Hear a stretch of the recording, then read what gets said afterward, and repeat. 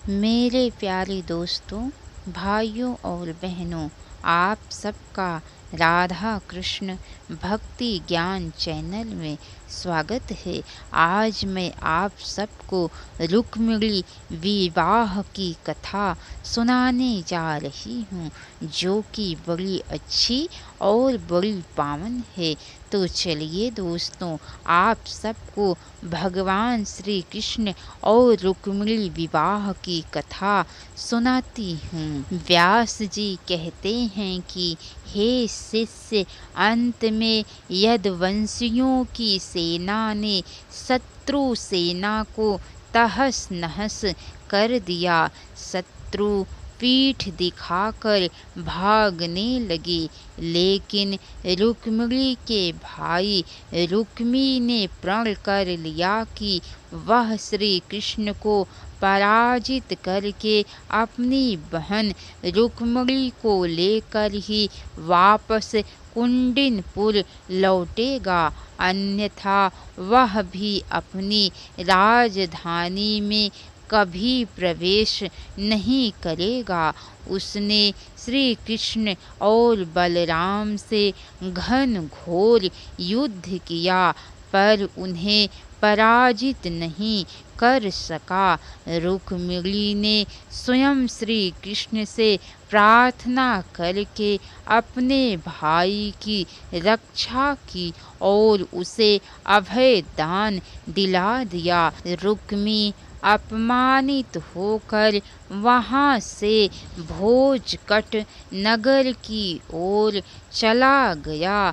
इसी प्रकार श्री कृष्ण ने सभी राजाओं को पराजित करके द्वारकापुरी में पहुंचकर विधवत राजकुमारी रुक्मिणी का पाणी ग्रहण किया। इस अवसर पर द्वारका में खूब धूमधाम से भारी उत्सव मनाया गया। विदर्भराज भीष्मक ने भी कुंडिनपुर से इस अवसर पर भारी बहुमूल्य उपहार भेजे। द्वारका नगरी में शस्त्राजित नामक एक व्यक्ति रहता था। वह सूर्य का बड़ा भक्त था।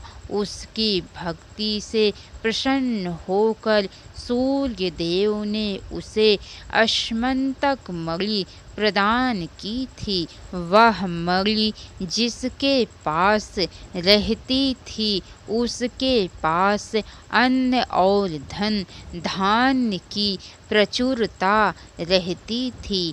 शस्त्राजित उस मणि को हर समय अपने गले में धारण किए रहता था।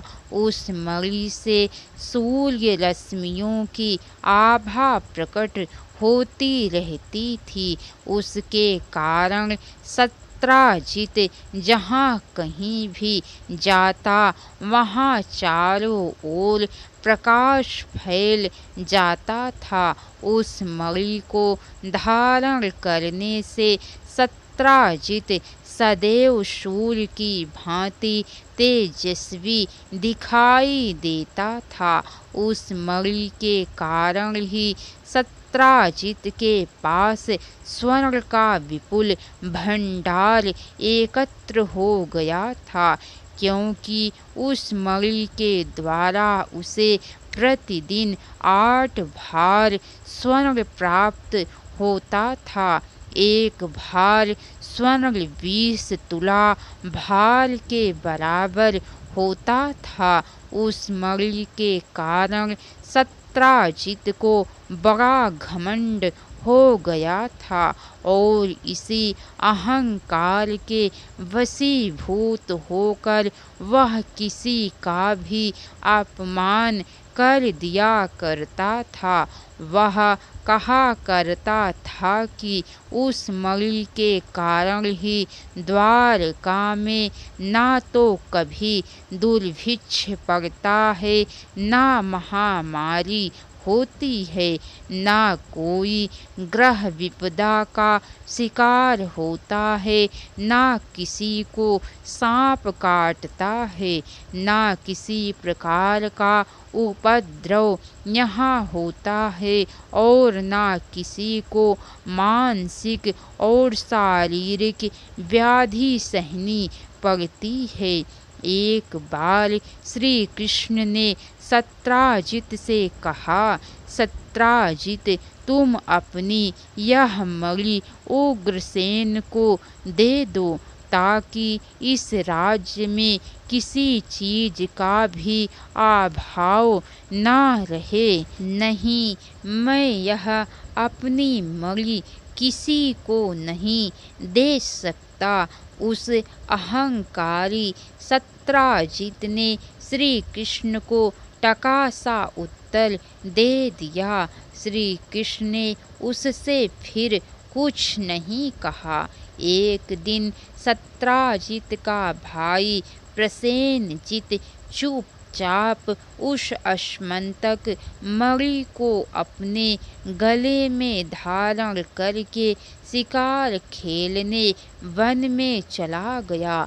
वहाँ एक सिंह ने घोड़े सहित प्रसेनजित को मार डाला और मणि को छीन लिया।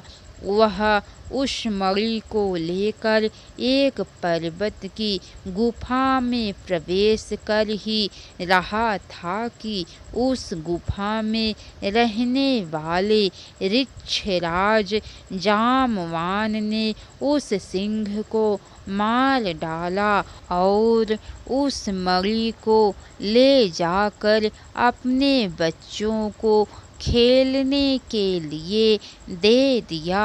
अपने भाई प्रसेनजित के शिकार से ना लौट पाने के कारण सत्राजित को बड़ा दुख हुआ। उसने श्री कृष्ण पर आरोप लगाया कि उन्होंने ही उस मणि के लिए उसके भाई को मार डाला है। लोग कानाफूसी करने लगे। जब श्री कृष्ण ने सुना तो उस कलंक को धोने के लिए वे अपने साथ कुछ लोगों को लेकर वन में प्रसेनजित को खोजने के लिए गए। वन में उन्होंने देखा कि सिंह ने प्रसेनजित को मार डाला है और ऋक्ष ने सिंह को मार डाला है।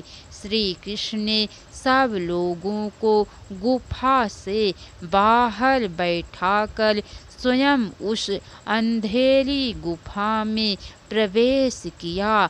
वहाँ जाकर उन्होंने देखा कि अस्मंतक मणि से ऋक्ष के बच्चे खेल रहे हैं।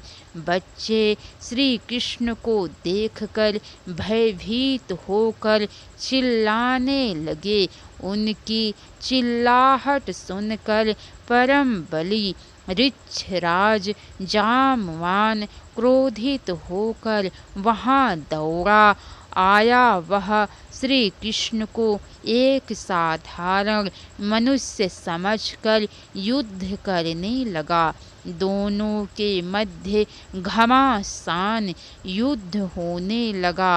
अंत में श्री कृष्ण के घूंसों की मार से ऋक्षराज के शरीर की चूल चूल हिल गई। वह हाँफने लगा और हाथ जोड़कर श्री कृष्ण से बोला, प्रभो, आपको मैं पहचान गया।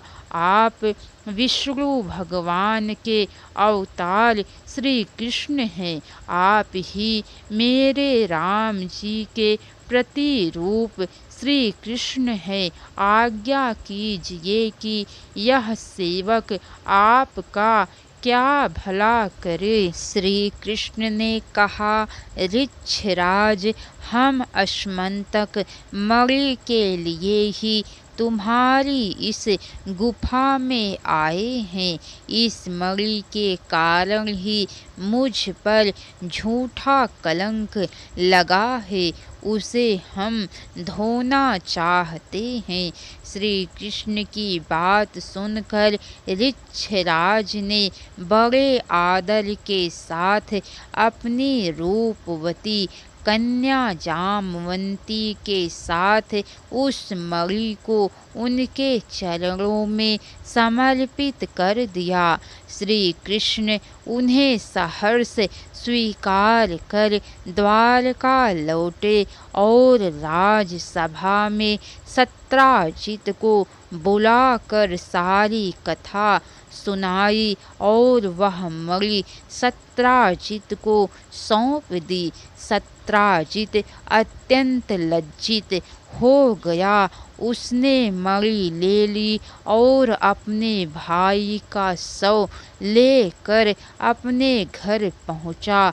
घर पहुंचकर उसने अपने भाई का विधिवत दाह संस्कार किया और कुछ दिनों तक वह अपने द्वारा लगाए गए झूठे आरोप के लिए दुखी होता रहा। वह सोचता रहा कि कैसे श्री कृष्ण को प्रसन्न किया जाए। सत्राजित की एक सत्यभामा नाम की अति सुंदर कन्या थी।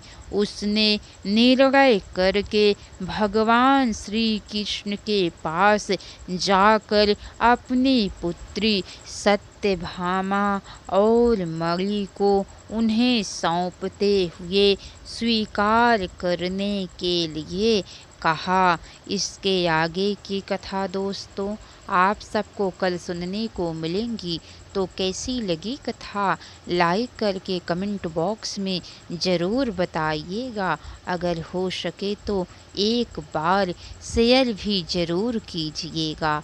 तो बोलिए भगवान श्री कृष्ण की जय। राधे राधे दोस्तों, हर हर महादेव।